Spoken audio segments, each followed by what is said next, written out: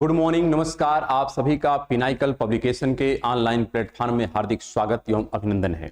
मैं सुरेश दरदुबे आज आप लोगों के समक्ष पुनः एसएससी सामान्य अध्ययन के अंतर्गत ज्योग्राफी टॉपिक को लेकर के उपस्थित हूं। इस प्लेटफॉर्म के माध्यम से आप लोगों को सामान्य अध्ययन की तैयारी हेतु दो माध्यम में पुस्तक उपलब्ध कराई गई है, एक हिंदी माध्यम में है और एक इंग्लिश माध्यम में। यहाँ पर 6500 प्लस प्रश्नों का संकलन किया गया है और यहाँ पर जो प्रश्नों का अरेंजमेंट है यह चैप्टर वाइज क्रम में है और इसका डिस्क्रिप्टिव एक्सप्लेनेशन भी दिया गया है। तो आप लोग अपनी भाषा की सुविधा के अनुसार पुस्तक का चयन करें और अपने एग्जाम को बेहतर करने का पूरा प्रयास करें। हमें आशा है कि आप लोग स्वस्थ होंगे, मस्त होंगे और अपनी पढ़ाई में संलग्न होंगे। इसी के साथ आज की क्लास हम लोग प्रारंभ करते हैं। इससे पूर्व हम लोग ज्योग्राफी के अंतर्गत कई टॉपिक का डिस्कशन कर चुके हैं और उसी में जो वर्तमान टॉपिक चल रहा है यह है इंडियन ड्रेनेज सिस्टम। उसी इंडियन ड्रेनेज सिस्टम के कुछ प्रश्नों की चर्चा इस एपिसोड में की जाएगी। तो आइए हम लोग प्रारंभ करते हैं। यहाँ पर जो हमारा क्लास है ये ज्योग्राफी का क्लास है और यहाँ पर जो प्रश्न है ये है इंडियन ड्रेनेज सिस्टम के। और इंडियन ड्रेनेज सिस्टम के कई प्रश्नों पर चर्चाएं हो चुकी हैं, कुछ प्रश्न यहाँ पर शेष हैं जिसकी चर्चा यहाँ पर की जाएगी।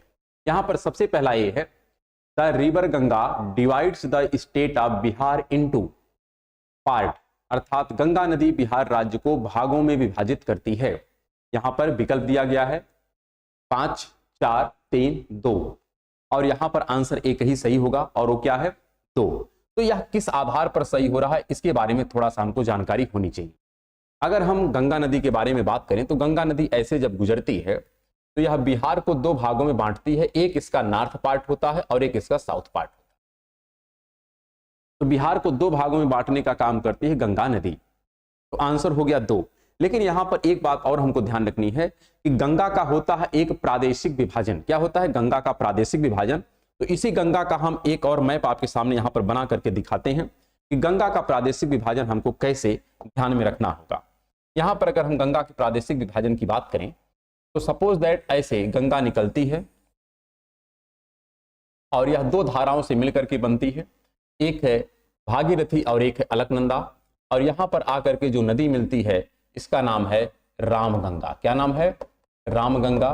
फिर आगे बढ़ती है तो यहां पर दूसरी नदी आती है जिसका नाम है गोमती। क्या नाम है? गोमती।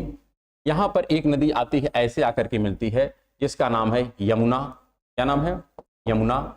यह है भागीरथी और ये वाली है अलकनंदा। आगे बढ़ती है तो यहां पर नदी आती है जिसका नाम है घाघरा, इसी को हम कहते हैं शारदा, इसी को कहते हैं सरयू। यहां पे आते हैं तो मिलती है गंडक। फिर आगे बढ़ते हैं तो मिलती है बूढ़ी गंडक। फिर और आगे बढ़ते हैं तो यहां पर मिलती है कोसी। क्या मिलती है? कोसी। फिर और आगे बढ़ते हैं तो यहां पर एक आती है जिसका नाम है महानंदा। और नीचे से आप देखते हैं तो यहां पर घाघरा के पश्चात एक नदी आती है जिसका नाम है सोन। यह सोन नदी जो है अमरकंटक की चोटी से निकलती है, शहडोल जिला है मध्य प्रदेश का, वहां से ये निकलती है। तो ये नदियों का कुछ यहां पर अरेंजमेंट है। यहां पर अगर हम गंगा के प्रादेशिक विभाजन की बात करें तो गंगा को 3 भागों में बांटा जाता है। एक गंगा का पश्चिमी भाग है, एक मध्य भाग है और एक पूर्वी भाग है। तो गंगा का 3 भाग है। यहां पर अगर हम रामगंगा और गोमती के मध्य के क्षेत्र की बात करें इसको हम कहते हैं रुहेलखंड। क्या कहते हैं? रुहेलखंड नाम देते हैं। इसी प्रकार गोमती और घाघरा के मध्य के क्षेत्र को कहते हैं अवध। क्या कहते हैं? अवध। और अगर घाघरा और गंडक के मध्य की बात करें तो इसको कहते हैं हम लोग पूर्वांचल। क्या कहते हैं? पूर्वांचल। यहीं पर गंडक और बूढ़ी गंडक के मध्य का जो क्षेत्र होता है इसको कहते हैं सारण। क्या कहते हैं? सारण। बूढ़ी गंडक और कोसी के मध्य का जो क्षेत्र होता है इसको कहते हैं मिथिला। यह वही मिथिला है जहां पर जानकी जी का जन्मस्थली है। और यहां पर जो सोन नदी वाला क्षेत्र है जो पटना के पास गंगा में मिलती है तो यह वाला जो एरिया है इसको कहते हैं मगध। क्या कहते हैं? मगध। और इधर वाला जो क्षेत्र है कोसी और महानंदा के मध्य में इसको कहते हैं पश्चिम बंगाल का मैदान। क्या कहते हैं? पश्चिम बंगाल का मैदान।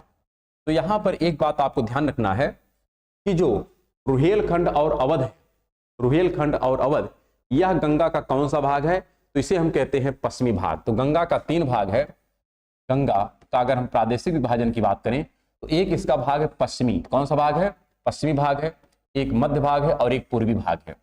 पूर्वी भाग में जो आता है ये केवल पश्चिम बंगाल का है। कौन है? पश्चिम बंगाल का मैदान इसमें आता है, पूर्वी में आता है। तो यह वाला सेक्शन जो है ये पूर्वी मैदान का पार्ट है।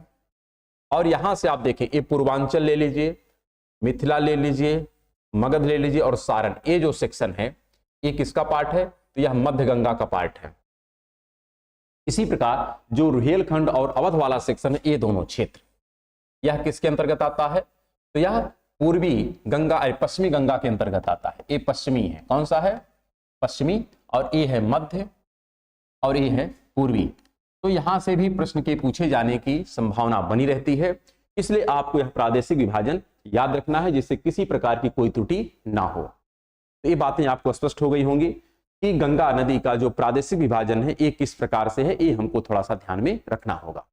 अब आ जाते हैं अपने अगले प्रश्न पर। अच्छा, यहां पर प्रश्न क्या था कि गंगा नदी बिहार राज्य को कितने भागों में बांटती है? तो 2 राज्यों में बांटती है। सही है, कोई बात नहीं है, आगे बढ़ते हैं। और अगला जो प्रश्न यहां पर है ये लिखा गया है, which of the following reverse empties into the Gulf of Cambay of the Arabian Sea in the state of Gujarat, अर्थात निम्नलिखित में से कौन सी नदी गुजरात राज्य में अरब सागर के खंबात की खाड़ी में मिल जाती है? खंबात की खाड़ी को ही गल्फ ऑफ कैम्बे के नाम से भी जानते हैं। कुछ बच्चे यहां पर कंफ्यूज कर सकते हैं, गल्फ ऑफ कैम्बे कुछ और नहीं है बल्कि इसी खंबात की खाड़ी का नाम क्या है? गल्फ ऑफ कैम्बे है। यहां पर विकल्प जो दिखा गया है कृष्णा है, गोदावरी है, ताप्ती है और कावेरी है। तो जैसा आपको स्पष्ट होगा कि अरब सागर की तरफ गोदावरी तो जाती नहीं है, कृष्णा भी नहीं जाती है, कावेरी भी नहीं जाती है, जाती कौन है? ताप्ती जाती है। तो ताप्ती ही हम कह सकते हैं खंबात की खाड़ी में अपने जल का विसर्जन करती है। और खंबात की खाड़ी में अगर अन्य नदियों की हम बात करें तो यहाँ पर आप अगर भारत का मैप ऐसे है तो यहाँ पर एक नदी आती है जिसका नाम माही है। क्या नाम है? माही मिलती है। फिर ऐसे आती जिसका नाम नर्मदा है। क्या नाम है? नर्मदा है। फिर एक आती जिसका नाम है तापी। ये तीनों नदियां अपने जल का यहाँ पर विसर्जन करती है, उस खाड़ी का नाम है खंभात की खाड़ी। और इसी के अगर ऊपर की तरफ जाते हैं तो यहाँ पर एक आती जिसका नाम है साबरमती। क्या नाम है? साबरमती। इस साबरमती जहां पर अपने जल का विसर्जन करती है इसका नाम है कच्छ की खाड़ी। क्या नाम है? कच्छ की खाड़ी।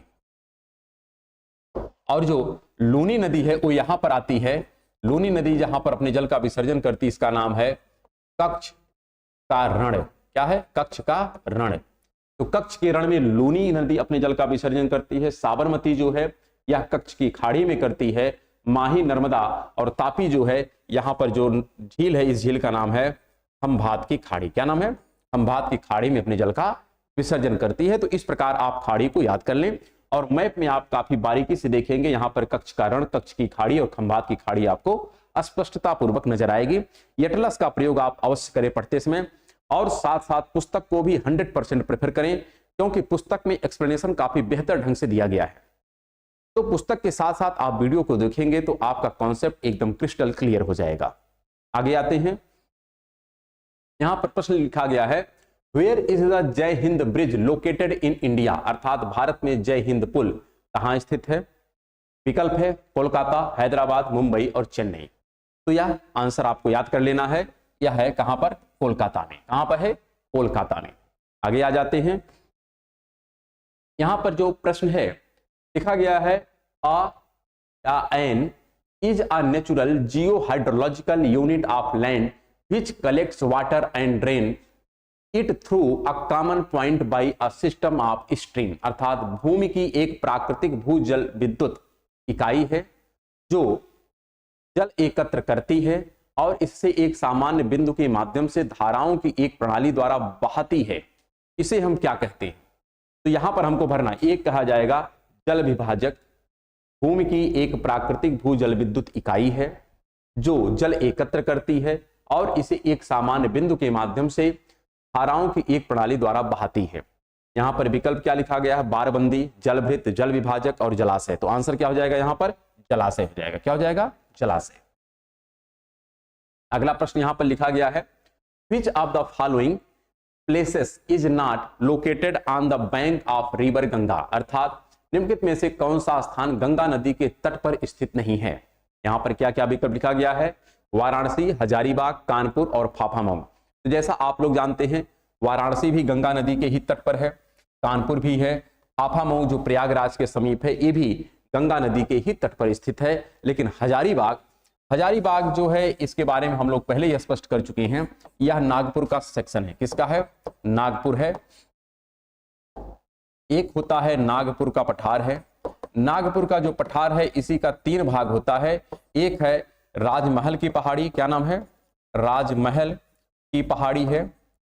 और एक है जिसको कहते हैं हजारीबाग, क्या कहते हैं? हजारीबाग। और एक है रांची का पठार, क्या है? रांची का पठार। तो यहां पर आप ध्यान रखिएगा, जो हजारीबाग है यह हजारीबाग बिहार और झारखंड वाले एरिया में है। तो यहां पर गंगा नदी का कोई कह सकते हैं तालमेल ऐसा नहीं है कि जिसके संपर्क में हजारीबाग हो, और हजारीबाग एक पठार है, इसलिए यह गंगा नदी के तट पर नहीं है, और इसलिए यही क्या हो जाएगा? आंसर हो जाएगा। आ जाते हैं अपने अगले प्रश्न पर, और अगले प्रश्न को भी ध्यानपूर्वक देखते हैं और उत्तर देने का हम लोग प्रयास करेंगे।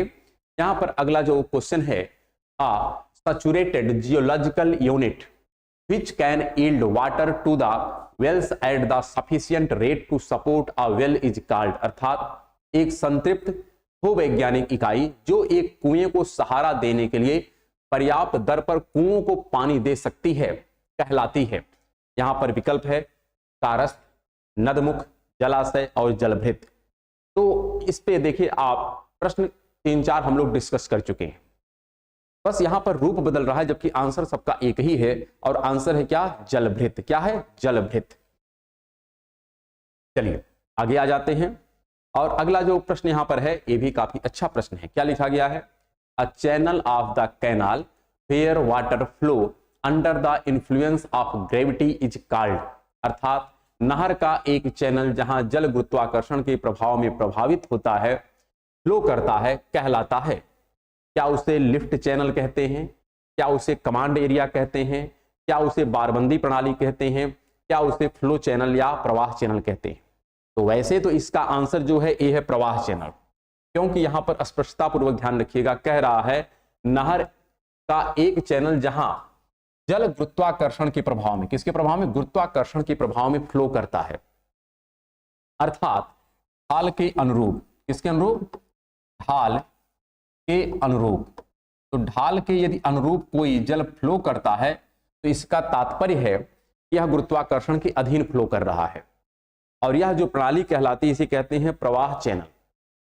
लेकिन कुछ ऐसी भी नहरें बनाई जाती हैं जो ढाल के प्रतिकूल होती हैं, अर्थात यदि नदी का फ्लो किसी और डायरेक्शन में है और जल को हमको किसी और डायरेक्शन में ले जाना है तो वहां पर लिफ्ट चैनल का प्रयोग करना पड़ता है, अर्थात वहां पर हमको पंप के माध्यम से जल को क्या करना पड़ता है? लिफ्ट करना पड़ता है, और फिर उसको किसी कैनाल में डाल करके पहुंचाया जाता है अन्यत्र प्लेस पर।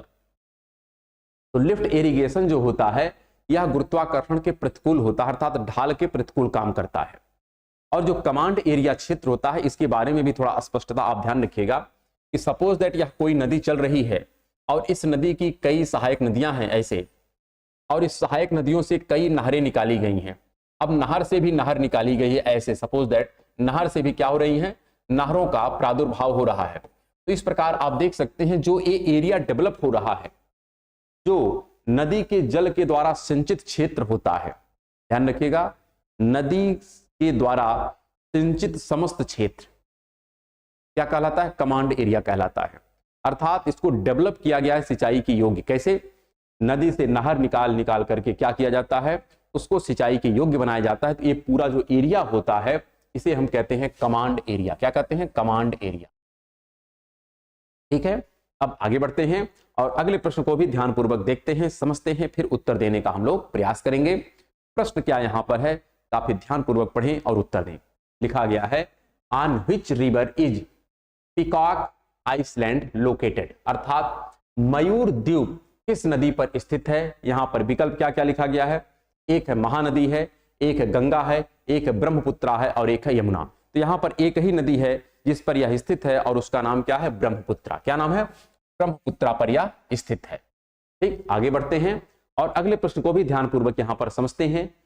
लिखा गया which of the following in Uttarakhand first gravity dam, निम्नलिखित में से उत्तराखंड का पहला गुरुत्वाकर्षण बांध कौन सा है? विकल्प क्या है? टिहरी, बेगुल, खोरा और सौंग। तो यहां पर जो है इसका नाम है सौंग डैम। उत्तराखंड का पहला जो गुरुत्वाकर्षण बांध है इसका नाम है सौंग डैम। किस नदी पर है? सौंग नदी पर ही है। लेकिन अगर बात किया जाए कि भारत का सबसे ऊंचा गुरुत्वाकर्षण वाला डैम कौन सा है, सर्वाधिक ऊंचा गुरुत्वीय डैम कौन सा है, तो उसका नाम है टिहरी डैम। क्या नाम है? टिहरी डैम। और हम लोग यह डिस्कस कर रहे थे कि एक नदी थी भागीरथी, और यहां पर ये थी भागीरथी, और एक का नाम था भीलगंगा। क्या नाम था? भीलगंगा। भागीरथी और भीलगंगा जहां पर मिलती है, भीलगंगा ये जहां पर मिलती है यहीं पर एक डैम है जिसका नाम है टिहरी डैम। और टिहरी डैम क्या है? भारत का सर्वाधिक गुरुत्वीय ऊंचाई वाला डैम है। कैसा है? सर्वाधिक गुरुत्वीय ऊंचाई वाला डैम है। आपसे अगर कभी पूछा जाए कि सर्वाधिक गुरुत्वीय ऊंचाई वाला डैम कौन सा है भारत का, तो उसका नाम टिहरी डैम है, जो किस नदी पर है? भागीरथी और भीलगंगा के संगम पर स्थित है। चलते हैं आगे और आगे देखते हैं कि अगला प्रश्न यहां पर क्या है। अगला प्रश्न है, which one of the following is the longest river of Nepal? अर्थात निम्नलिखित में से कौन नेपाल की सबसे लंबी नदी है? क्या क्या विकल्प है? कोसी नदी है, फिर है नारायणी नदी है, कर्णाली है और नदी सेठी है। तो आपको सबसे पहले अगर हम कोसी के बारे में डिस्कस करें तो कोसी का जो प्रारंभिक नाम है इसको कहते हैं हम लोग सप्तकोसी। क्या कहते हैं? इसका प्रारंभिक नाम है सप्तकोसी, और यही बिहार का शोक कहलाती है। इसे हम क्या कहते हैं? इसे कहते हैं बिहार का शोक, क्योंकि नेपाल के जल को बिहार में ला करके बाढ़ लाती है। तो इस बिहार के शोक को कम करने के लिए इसी कोसी नदी पर एक डैम बनाया गया है, एक बैराज बनाया गया जिसका नाम Hanuman Nagar barrage. Suppose that ऐसे हमारी गंगा नदी जा रही है और गंगा नदी में ऐसे कोसी नदी आकर के मिल रही है, जो सप्त कोसी है वही कोसी है। तो यह बिहार में आती है नेपाल से निकल करके, तो यहां पर बाढ़ लाने का काम करती है।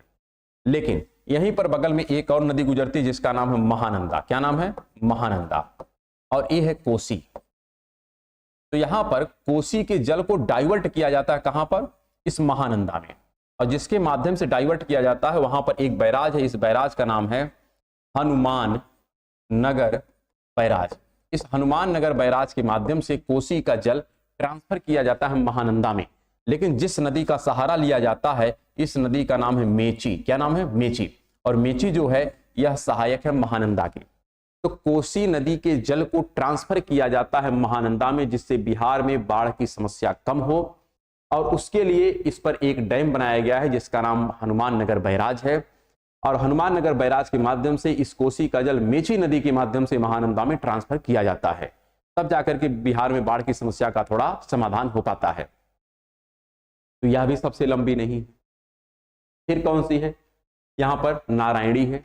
हम लोग डिस्कस किए थे इससे पूर्व कि जो नारायणी है गंडक नदी का ही नाम है। किसका है? गंडक का नाम क्या है? नारायणी है। और एक है रूप नारायणी जो दामोदर का नाम है। किसका नाम है? दामोदर का नाम है। इसी प्रकार जो कर्णाली है, अगर हम कर्णाली के विषय में बात करें तो दो नदियां हैं, एक का नाम है काली और एक का नाम है कर्णाली। ऐसे दो नदियां हैं, एक का नाम है कर्णाली और एक का नाम है काली। ये है काली। ये सेक्शन आपको उत्तराखंड में मिलता है, काली और कर्णाली। काली सापेक्षिक तौर पर आपकी पश्चिम में है और कर्णाली सापेक्षिक तौर पर पूर्व में है। ये दोनों नदियां जब मिलती हैं तो मिलने के पश्चात जिस धारा का ये फॉर्मेशन करती हैं, यहां पर इसको हटाते हैं, ये मिलने के पश्चात जिस धारा का फॉर्मेशन करती हैं इसी का नाम है सरयू, इसी का नाम है शारदा और इसी का नाम है घाघरा। तो यही सरयू, शारदा, घाघरा है जब काली और कर्णाली दोनों मिलती हैं। और कर्णाली जो है यही, ध्यान रखिएगा, नेपाल की सबसे लंबी नदी है। किसकी? नेपाल की सबसे लंबी नदी है। नेपाल की सबसे लंबी नदी है। ये बात आपको स्पष्ट रखनी है। नेपाल की सबसे लंबी नदी का नाम क्या है? कर्णाली है। और यह वही सरयू या शारदा या घाघरा है जिसके तट पर आपको एक नगर मिलता है और उस नगर का क्या नाम है? अयोध्या है। क्या नाम है? अयोध्या। अयोध्या वही है जो श्री राम जी की जन्म स्थली है। तो यह वही अयोध्या है जो सरयू के किस तट पर स्थित है, तो दाएं तट पर स्थित है। किस तट पर है, ये है दायां तट, राइट हैंड पर है।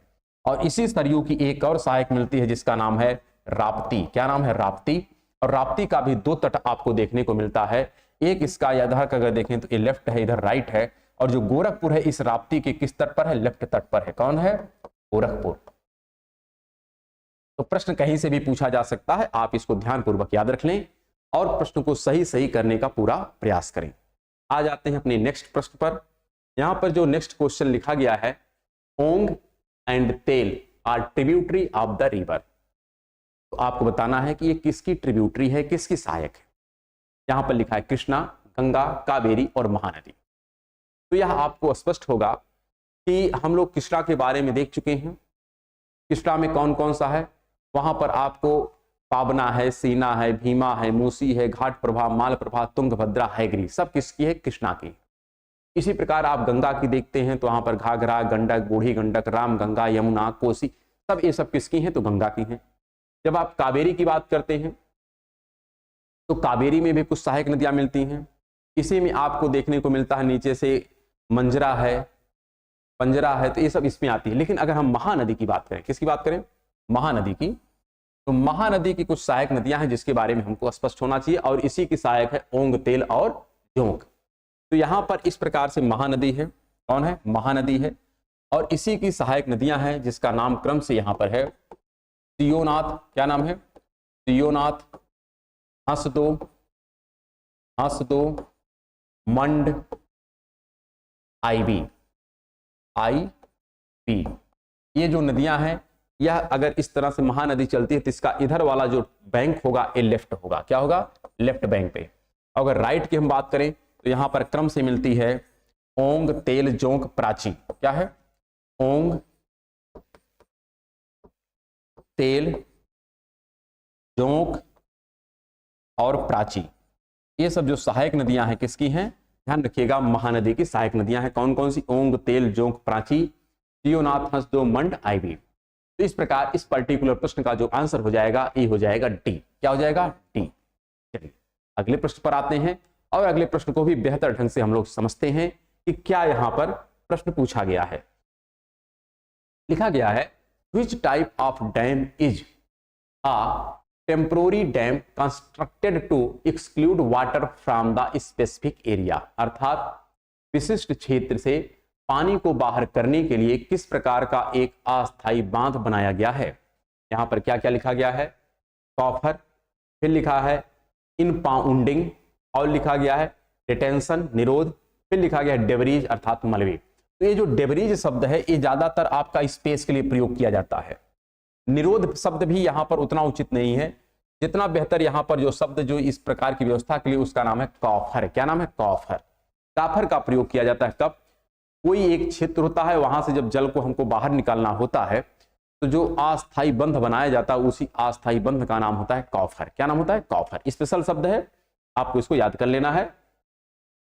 और अगला प्रश्न यहां पर ध्यानपूर्वक देखें, क्या लिखा गया है, which of the following is the largest brackish water lake in the Asia. अर्थात निम्नलिखित में से कौन सी एशिया की सबसे बड़ी खारे पानी की झील है। क्या क्या विकल्प है, यहां पर लिखा गया लोकटक है, पुलिकट है, बुलर है और चिल्का है।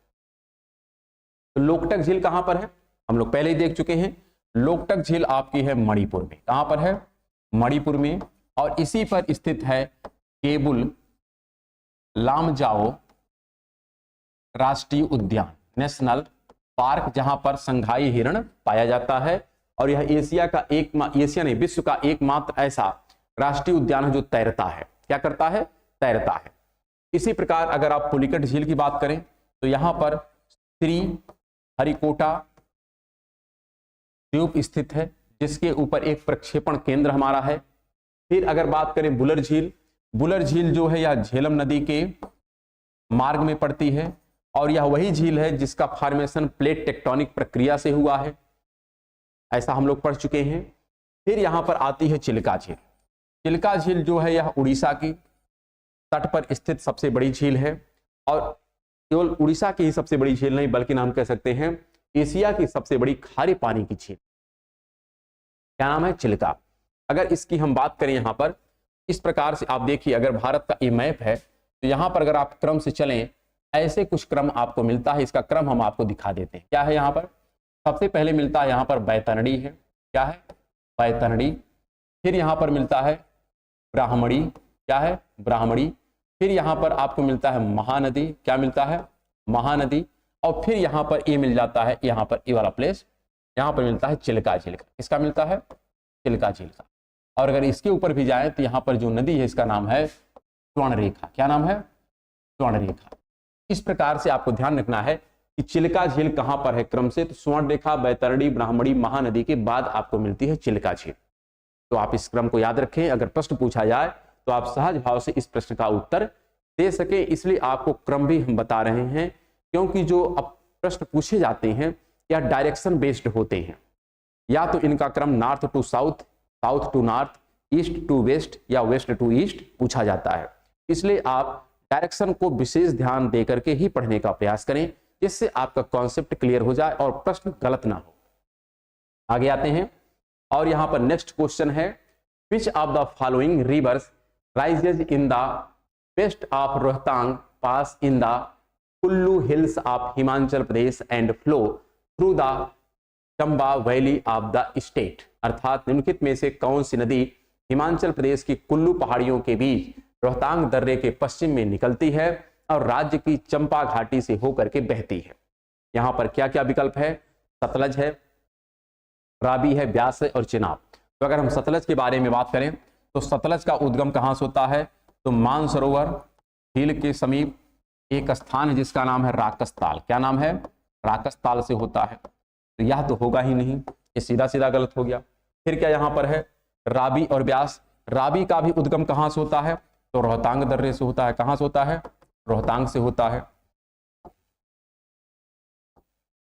रोहतांग। और ब्यास का भी कहां से होता है? रोहतांग से होता है। और चेनाब का कहां से होता है? तो चेनाब का जो उद्गम होता है ये होता है बारालाचा दर्रा से। कहां से होता है? बारालाचा दर्रा। और ये बारालाचा जो दर्रा है ये कहां पर है? हिमाचल प्रदेश में है और ग्रेट हिमालय का पार्ट है। किसका पार्ट है? ग्रेट हिमालय का पार्ट है। तो आपको ध्यान रखना है, बारालाचा जो दर्रा है ये कहां पर है? हिमाचल प्रदेश में है और ग्रेट हिमालय का पार्ट है। तो यहां से होता है चेनाब। लेकिन दो नदियां यहां पर आ गई, ये भी तो आंसर नहीं होगा और पहला भी नहीं होगा। लेकिन रावी और ब्यास दो नदियां आ गई जिसका उद्गम कहां से है? रोहतांग दर्रे से। अगर हम रोहतांग दर्रे के बारे में डिस्कस करें तो रोहतांग जो दर्रा है ये किसका पार्ट है? एक है लघु हिमालय। लघु हिमालय की एक श्रेणी है जिसका नाम है पीर पंजाल। क्या नाम है इसका? पीर पंजाल। और इसी पीर पंजाल पर एक दर्रा है जिसका नाम है रोहतांग दर्रा। लेकिन यह रोहतांग दर्रा जो है ये कहां पर है? ये है हिमाचल प्रदेश में। ध्यान रखिएगा कहां पर ये है? हिमाचल प्रदेश में। जबकि पीर पंजाल का अधिकांश भाग कहां मिलता है? जम्मू कश्मीर में। लेकिन पीर पंजाल का कुछ हिस्सा आपको हिमाचल में मिलता है। तो पीर पंजाल का जो हिस्सा हिमाचल में मिलता है वहीं पर रोहतांग दर्रा है और उसी रोहतांग दर्रे से एक नदी निकलती जिसका नाम है रावी या ब्यास। लेकिन यहां पर स्पष्टता इसलिए हो जाती है क्योंकि लिखा गया है राज्य की चंपा घाटी से होकर के बहती है। तो चंपा घाटी से होकर के, जो चंबा घाटी है यहां से होकर के बहने वाली जो नदी है उसका नाम है रावी। क्या नाम है? रावी। इसलिए आंसर हमारा हो जाएगा रावी। क्या हो जाएगा? रावी। जबकि रोहतांग कहां पर? ये है हिमाचल प्रदेश। कहां पर? हिमाचल प्रदेश। ठीक है, आते हैं नेक्स्ट प्रश्न पर और यहां पर देखते हैं। यहां पर लिखा गया है Suryadhar lake is located in which of the following state. अर्थात सूर्यधार जो झील है निम्न में से किस राज्य में स्थित है? यहां पर विकल्प क्या क्या है? हिमाचल प्रदेश है, अरुणाचल प्रदेश है, उत्तराखंड है और मेघालय है। तो यहां पर एक ही आंसर सही होगा और वो क्या हो जाएगा? उत्तराखंड। क्या हो जाएगा? उत्तराखंड। क्योंकि सूर्यधर जो झील है ये कहां पर है? उत्तराखंड में है। इसी प्रकार आपको शेषनाग, बेरीनाग, अनंतनाग ये सब जो झीलें हैं कहां पर मिलती हैं? जम्मू कश्मीर में। उत्तराखंड में आपको नैनीताल झील मिलती है। तो इस प्रकार आपको झीलों के नाम याद करें जिससे आपका प्रश्न बेहतर ढंग से हो सके। आ जाते हैं अपने अगले प्रश्न पर। अगला प्रश्न यहां पर लिखा गया which of the following is a salt water lake. निम्नलिखित में से कौन एक खारे पानी की झील है? सामान्यतया जो खारे पानी की झील होती है किसी सागर या महासागर के संपर्क में होती है, अर्थात तट पर होती है। तो यहां पर विकल्प में आप देखिए क्या लिखा गया है? पैंगोंग त्सो लेक, फिर लिखा है कोल्लेरू, फिर लिखा है नैनीताल और लिखा है लोकटक। तो लोकटक तो आप लोग जानते हैं कहां पर है, ये मणिपुर में। कहां पर है, मणिपुर में है, ये तो है नहीं। फिर लिखा है नैनीताल, नैनीताल कहां पर है, उत्तराखंड में है, ये भी नहीं है। फिर लिखा है कोल्लेरू, कोल्लेरू जी है, ये कहां पर है, ये है आंध्र प्रदेश में। इसके एक तरफ आपको मिलता है गोदावरी और एक तरफ मिलता है कृष्णा। गोदावरी और कृष्णा के डेल्टा पर है आपका कोल्लेरू झील, ये भी आंसर नहीं है। और एक तट कौन सा, आंध्र प्रदेश है। तो जो यहाँ पर आंसर है, ये आंसर कौन सा है, पैंगोंग त्सो लेक। ये पैंगोंग जो लेक है, यही लेक कह सकते हैं है तो जम्मू कश्मीर में। कहां पर है जम्मू एंड कश्मीर में। अर्थात यह काफी ऊंचाई पर है और एक प्रकार से हिम से चारों तरफ से ढकी हुई भी है, उसके बावजूद एक खारे पानी की झील है। इसलिए प्रश्न यहां से बना है। आप सोचो, हिमानी के क्षेत्र में कोई खारे पानी की झील मिलना कितना मुश्किल कार्य है, लेकिन फिर भी विद्यमान है, इसलिए यह प्रश्न बना है। जबकि यहाँ पर कोल्लेरू जो तट पर है, लेकिन फिर भी यह खारे पानी की झील नहीं है। क्यों? क्योंकि यह कृष्णा और गोदावरी नदियों के जल के द्वारा निर्मित की गई है, इसलिए खारे पानी की झील नहीं है। जबकि पैंगोंग त्सो लेक कैसी है, खारे पानी की झील है। इसके पीछे कारण बेसिक ये है कि अतीत में यहाँ पर टेथिस भूसन्निधि थी। टेथिस एक सागर था। कालक्रम में जब इसका फॉर्मेशन हुआ एक पर्वत के रूप में, तो जो उस टेथिस सी में साल्ट था, वही साल्ट की कुछ चट्टानें बन गई, जिसको हम रॉक साल्ट कहते हैं। और उसी रॉक साल्ट का कुछ पोर्शन आपको पैंगोंग त्सो लेक में देखने को मिलता है, जिसके परिणाम स्वरूप यह पैंगोंग त्सो लेक कैसी है, खारे जल की झील हो जाती है। अब आ जाते हैं अपने अगले प्रश्न पर, और अगले प्रश्न को भी ध्यानपूर्वक पढ़ते हैं। लिखा गया है, in which of the following states is the Tirki waterfall located. अर्थात तिरकी जलप्रपात निम्नलिखित में से किस राज्य में स्थित है। यहां पर विकल्प क्या लिखा गया, अरुणाचल प्रदेश है, आंध्र प्रदेश है, हिमाचल प्रदेश है और मध्य प्रदेश है। तो यहां पर आपका जो आंसर हो जाएगा, ये हो जाएगा अरुणाचल प्रदेश। क्या हो जाएगा, अरुणाचल प्रदेश में यह स्थित है।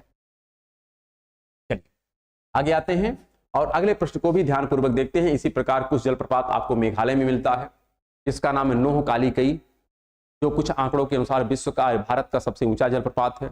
जबकि वैसे भारत का सबसे ऊंचा जलप्रपात कौन सा है, ऊंचीकल। किस नदी पर है, बराही पर है। बराही कहाँ है, कर्नाटका में है। शरावती नदी पर भी एक जलप्रपात है, जिसका नाम क्या है, जिसका नाम हमने कहा था वहां पर शिव समुद्रम है, नहीं, उसका नाम है, यहाँ पर 3 डैम मिलता है, एक बराही पर है, एक शरावती पर है और एक कावेरी पर। कावेरी पर जो है उसका नाम है शिव समुद्रम है। क्या नाम है, शिव समुद्रम है। और जो शरावती है उस पर जोग है या गरसप्पा है, ध्यान रखिएगा, जोग या सरगप्पा या उसी का नाम महात्मा गांधी है। किस पर है, शरावती पर, जो भारत का सबसे चौड़ा है। तो हम उसके बारे में डिस्कस कर चुके हैं, तो आप उसको भी याद करें। इस प्रकार से इस पर्टिकुलर प्रश्न का आंसर हो जाएगा ए। और अगला जो प्रश्न यहां पर लिखा गया है, Ujjain is on the bank of the river. अर्थात उज्जैन किस नदी के तट पर स्थित है। यहां पर क्या लिखा गया, क्षिप्रा, दिबांग, सरयू और सरस्वती। जैसा आप सभी लोगों को स्पष्ट होगा, ये जो दिबांग है यह ब्रह्मपुत्रा नदी का ही एक अल्टरनेट नाम है, ब्रह्मपुत्रा से इसका संबंध है। ठीक, फिर लिखा है यहां पर सरयू। सरयू है हमारी क्या है, शारदा है, और यही हमारी घाघरा भी है। क्या है, यही हमारी घाघरा भी है। और अगर सरस्वती की बात करें तो सरस्वती एक पौराणिक नदी है। कैसी नदी है, पौराणिक नदी है, जिसका संगम होता है कहां पर, प्रयागराज में। कहां पर होता है, प्रयागराज में, गंगा और यमुना के साथ। और यहां पर जो लिखा है क्षिप्रा या सिप्रा, यह एक सहायक नदी है किसकी, चंबल की। यह चंबल की सहायक नदी है और इसी नदी के तट पर स्थित है उज्जैन। क्या है, उज्जैन। उज्जैन इसी क्षिप्रा नदी के तट पर स्थित है। और एक प्रकार से अगर देखा जाए तो यह उज्जैन इसलिए जाना जाता है क्योंकि यहां पर महाकुंभ का आयोजन होता है। महाकुंभ का आयोजन 4 स्थानों पर किया जाता है। एक प्रयागराज है, एक उज्जैन है, एक नासिक है और एक हरिद्वार है। प्रत्येक 12 वर्षों के अंतराल पर होता है। और इसमें से केवल 2 ऐसे प्लेस हैं जहां पर अर्धकुंभ लगता है, एक हरिद्वार है और एक प्रयागराज। तो आप इस आंकड़े को भी याद रखिए, क्योंकि 2025 में प्रयागराज में महाकुंभ का आयोजन होने वाला है, इसलिए प्रश्न की प्रोबेबिलिटी यहां से बन सकती है। इसलिए आप ध्यानपूर्वक इसको याद कर लें। अब आते हैं हम अपने अगले प्रश्न पर, और अगला प्रश्न जो लिखा गया है, पूर्णा, मंजिरा और प्राणहिता आर ट्रिब्यूटरी ऑफ। अर्थात पूर्णा, मंजिरा और प्राणहिता किसकी सहायक नदियां हैं। यहां पर उत्तर देना है आपको। क्या क्या विकल्प है, गोदावरी, सिंधु, यमुना और चंबल। तो अगर हम चंबल की बात करें तो चंबल की सहायक नदियों में हम लोगों ने जैसा स्पष्ट देखा है, एक का नाम शिप्रा हो गया, एक का नाम बनास हो गया है, एक का नाम काली सिंध। ये सब किसकी सहायक है? चंबल की सहायक है। यमुना की अगर बात करें तो यमुना की सहायक में आपको कौन मिलती है? टॉस है, गिरी है, फिर आपको मिलती है कौन, यहां पर अगर चाहें तो हम लिख सकते हैं चंबल की कौन कौन से हमने कहा, यहां पर आपको एक शिप्रा मिलती है या छिप्रा मिलती है, एक बनास मिलती है, एक मिलती है आपकी काली सिंध, ये सब इसी की सहायक है। और इसी प्रकार अगर हम देखें यमुना की, तो यमुना की कौन है? टॉस है, फिर गिरी है, और यहां पर मिलती है कौन? चंबल है, बेतवा है, केन है, और एक है सिंध। ये सब इसी की सहायक है। इसी प्रकार अगर सिंधु की देखें तो सिंधु में आपको राबी, ब्यास, चनाब, झेलम ये सब मिलती हैं। साथ में काबुल है, गिलगिट है, जास्कर है, वो सब उसकी सहायक है। लेकिन जो गोदावरी बचती है, अगर हम गोदावरी की बात करें तो गोदावरी की कुछ सहायक नदियां हैं, इसके बारे में हम लोग कई बार डिस्कशन कर चुके हैं, फिर भी एक बार पुनः बता देते हैं। यहाँ पर 3 नदियां मिलती हैं और तीनों मिलकर के जिस नाम से आगे बढ़ती हैं इसका नाम होता है प्राणहिता। क्या नाम होता है? प्राणहिता। ये 3 नदियां कौन कौन सी हैं? एक का नाम है वेनगंगा, एक का नाम है वर्धा, और एक का नाम है पेनगंगा। क्या नाम है? पेनगंगा। ये तीनों मिलकर के प्राणहिता के नाम से एक सहायक नदी के रूप में आती है। किसमें? गोदावरी में आती हैं। साथ में आप आगे बढ़ते हैं तो कुछ नदियां और मिलती हैं, इसमें है इंद्रावती है, फिर है सबरी है, और सिलेरू है। ये नदियां इसकी क्या है? सहायक नदियां हैं। और इसी में अगर हम बात करें नीचे से जो मिलती हैं उसमें आपको मिलती है प्राणहिता, नहीं यहाँ पे मिलती है पूर्णा है, यहाँ पर इसको लिख देते हैं मंजरा, पूर्णा, ये सब इसी की हैं। यहाँ पर पूर्णा, मंजरा। जबकि ध्यान रखिएगा पंजरा जो है, कौन सी? पंजरा। ये पंजरा जो है किसकी सहायक है? ये तापी की सहायक है। आप गलत मत करिएगा, पंजरा तापी की सहायक है, जबकि मंजरा किसकी सहायक है? इस गोदावरी की सहायक है। तो इस प्रकार से इस पर्टिकुलर प्रश्न का जो आंसर हो जाएगा ये हो जाएगा गोदावरी। और यही इंद्रावती नदी है जिस पर एक डैम है जिसका नाम है चित्रकूट डैम। और चित्रकूट डैम को हम क्या कहते हैं? भारत का नियाग्रा कहते हैं। ठीक, जो छत्तीसगढ़ में है। कहां पर है? छत्तीसगढ़ में है। आगे बढ़ते हैं और अगला प्रश्न है which of the following is not one of the 3 parallel range of the Himalayan in its longitudinal extreme. अर्थात निम्नलिखित में से कौन लंबवत विस्तार की दृष्टि से हिमालय की 3 समानांतर श्रेणियों में से एक नहीं है? यहाँ पर शिवालिक आप लोग जानते हैं हिमालय की ऐसी कुछ श्रेणियां हैं। एक है जिसका नाम है ग्रेट हिमालय, एक का नाम है लघु हिमालय, और एक का नाम है शिवालिक हिमालय। और इसी के साथ एक और मिलता है जिसका नाम है ट्रांस हिमालय। लेकिन ट्रांस हिमालय चूंकि उत्पत्ति और संरचना के आधार पर हिमालय से भिन्न है, इसलिए उसकी काउंटिंग यहाँ पर नहीं की जाती है। यहाँ पर काउंटिंग केवल 3 की होती है, ग्रेट, लघु और शिवालिक। लेकिन इसी लघु को एक नाम और देते हैं, इसी को हम लोग कहते हैं मध्य हिमालय, और इसी को कहते हैं हिमांचल का हिमालय। क्या कहते हैं? हिमांचल का हिमालय। किसको? लघु को ही। तो यहाँ पर जो लिखा है शिवालिक, तो शिवालिक हिमालय का पार्ट है। हिमांचल भी है, अर्थात लघु हिमालय या मध्य हिमालय। जो ग्रेट हिमालय है उसी का नाम हिमाद्री है। क्या नाम है? हिमाद्री। लेकिन हिमशिखा हिमालय का कोई श्रेणी नहीं है, इसलिए यही क्या हो जाएगा? आंसर हो जाएगा। देखते हैं अगले प्रश्न को। और अगला प्रश्न जो है ये भी काफी बेहतर प्रश्न है, इसको भी ध्यानपूर्वक पढ़ें और उत्तर दें। क्या लिखा गया है? Which river has the tributary by the name of Mayurakshi, Damodar, फिर यहाँ पर कंसावती एंड रूपनारायण। अर्थात मयूराक्षी, दामोदर, कंसावती और रूपनारायण के नाम से किस नदी की सहायक नदियां हैं? ये सब पूछ रहा है कि सब किसकी सहायक नदियां हैं, तो आपको स्पष्ट होना चाहिए। यहाँ पर लिखा गोदावरी, तो गोदावरी की सब है नहीं, यमुना की नहीं है, ब्रह्मपुत्रा की नहीं, किसकी है? हुगली की। क्योंकि हम लोग बात कर रहे थे जब ऐसे गंगा नदी आ रही थी, तो गंगा नदी जब बांग्लादेश के पास पहुंचती है तो यहाँ पे इसकी 2 शाखा हो जाती है। कहाँ से? फरक्का बैराज से। और फरक्का बैराज से एक शाखा जो वेस्ट बंगाल में गुजरती है, इसका नाम है हुगली। क्या नाम है? हुगली। और इसी हुगली पर कुछ नदियां हैं जिनका नाम क्रम से हम लोग कई बार देख चुके हैं। इसमें मिलता है मयूराक्षी है, इसी में अजय है। क्या नाम है? अजय है, दामोदर है, हल्दिया है। ये सब नाम इसी में आता है। तो यहाँ पर जो नाम लिखे गए हैं सब इसी हुगली के सहायक नदियों के नाम लिखे गए हैं, इसलिए आंसर क्या होगा? हुगली होगा। और यही जो नदी बांग्लादेश में प्रवेश करती है यही गंगा है, और यही कालांतर में पद्मा है, और यही फिर मेघना के नाम से बंगाल की खाड़ी में अपने जल का विसर्जन करती है। तो इतनी बातें यदि आप याद रखते हैं तो 100% आपका प्रश्न गलत नहीं होगा। अब आते हैं अपने अगले प्रश्न की तरफ, और अगला प्रश्न यहां पर जो लिखा गया है, चूलिया जलप्रपात अर्थात Chulia waterfall is situated on Chambal river in, अर्थात चूलिया जलप्रपात चंबल नदी पर कहां पर स्थित है, इसके बारे में प्रश्न पूछा है। विकल्प है उत्तर प्रदेश, गुजरात, राजस्थान और मध्य प्रदेश। तो आपको स्पष्ट होना चाहिए, इसका आंसर होगा राजस्थान, क्योंकि जो चंबल नदी है यह मध्य प्रदेश के कैंट मऊ स्थान से निकलती है और राजस्थान होते हुए फिर जाकर के यमुना नदी में मिल जाती है।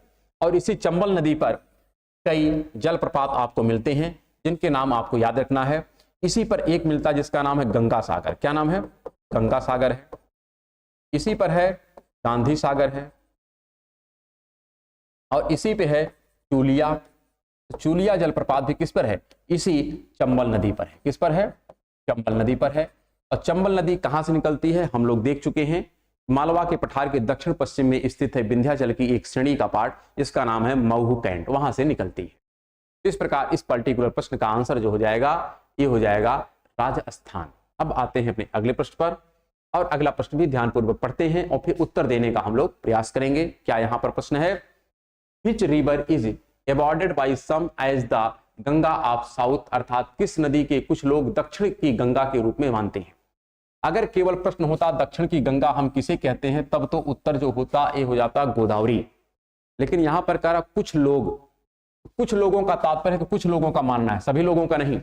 यहां पर कुछ लोगों का जो मानना है तो इस आधार पर जो उत्तर हो जाएगा ये हो जाएगा, यहां पर विकल्प क्या है, नर्मदा। नर्मदा को कहते नहीं है, गोदावरी को कह सकते हैं लेकिन कुछ लोगों का मानना, तो इसलिए गोदावरी भी नहीं होगा, तो क्या हो जाएगा, कावेरी होगा। क्या होगा? कावेरी होगा। आते हैं अपने अगले प्रश्न पर, और अगले प्रश्न को भी ध्यानपूर्वक पढ़ते हैं और लिखते हैं। लिखा है रेन इज लिक्विड, अर्थात वर्षा तरल होती है। किसका? आपको यह स्पष्ट होगा कि होता है क्या, जलवाष्प होता है। जलवाष्प यह कालक्रम में इसका होता है आरोहण, यह अपर एटमॉस्फेयर की तरफ चलता है। जब यह ऊपर जाता है तो यहाँ का जो तापमान है, तापमान घटता है, और जब तापमान घटता है तो इसका परिणाम होता है कि एक रिलेटिव ह्यूमिडिटी होती है, यह रिलेटिव ह्यूमिडिटी बढ़ती है। क्या होती है? रिलेटिव ह्यूमिडिटी बढ़ती है। अब जब रिलेटिव ह्यूमिडिटी 100% हो जाती है तो यही जो जलवाष्प है, क्या यही जलवाष्प इसका होता है क्या, संघनन होता है। क्या होता है? इसका संघनन होता है, और संघनन का परिणाम होता है क्या, प्रेसिपिटेशन होता है। क्या होता है? प्रेसिपिटेशन। तो यहां पर जो आपसे प्रश्न पूछा गया है उसका जो आंसर होगा ये हो जाएगा प्रेसिपिटेशन, ना कि संघनन, निस्तारण या अवसादन। तो इसलिए आंसर क्या होगा, प्रेसिपिटेशन। अब आ जाते हैं अपने अगले प्रश्न पर, और अगले प्रश्न को भी ध्यानपूर्वक समझते हैं फिर उत्तर हम लोग देते हैं। क्या प्रश्न यहां पर है, लिखा गया है Sur Sarovar also known as Keetham lake is a man made reservoir in which of the following years was is added in the list of Ramsar site. Sur Sarovar जिसे कीथम झील के नाम से भी जाना जाता है एक मानव निर्मित जलाशय है, निम्नलिखित में से किस वर्ष इसे रामसर स्थलों की सूची में जोड़ा गया है। यहां पर विकल्प है 1992, 2020, 2015 और 1998। तो यहां पर जो आंसर होगा ये होगा 2020। अगर हम बात करें रामसर की, तो रामसर ईरान का एक स्थान है। रामसर कहां पर है? ईरान में है। और यहां पर जो आर्द्रभूमि है उसकी सुरक्षा के लिए एक कन्वेंशन बना था जिसका नाम था रामसर कन्वेंशन, और यह बना कब का है, 1971 का बना है। और इसी के तहत भारत में जो वर्तमान में टोटल रामसर साइट है इनकी संख्या कितनी है, 75 है। कितने प्लेस हैं? 75 हैं। और इस 75 में से 10 ऐसे प्लेस हैं जो किसके हैं, उत्तर प्रदेश के हैं। 10 रामसर साइट किसमें है, उत्तर प्रदेश में है। और इसी का एक रामसर साइट है जिसका नाम है सुर सरोवर। क्या नाम है? सुर सरोवर। और यह सुर सरोवर कहां पर है, तो आगरा के समीप है। कहां पर है? आगरा के समीप है। इस प्रकार हम कह सकते हैं जो रामसर साइट 1971 का है इसके तहत 75 रामसर साइट भारत में वर्तमान में हैं, और इसी के तहत उत्तर प्रदेश में कितनी साइट है, 10 है। और इस 10 में से एक रामसर साइट सुर सरोवर है जो आगरा के समीप है, और इसे 2020 में रामसर साइट का दर्जा प्रदान किया गया। तो यह आज के क्लास का अंतिम प्रश्न था, और इसी के साथ आज की क्लास को हम लोग समाप्त करते हैं, और हम लोग नेक्स्ट क्लास में शेष प्रश्नों की चर्चा करेंगे। तब तक के लिए नमस्कार, धन्यवाद।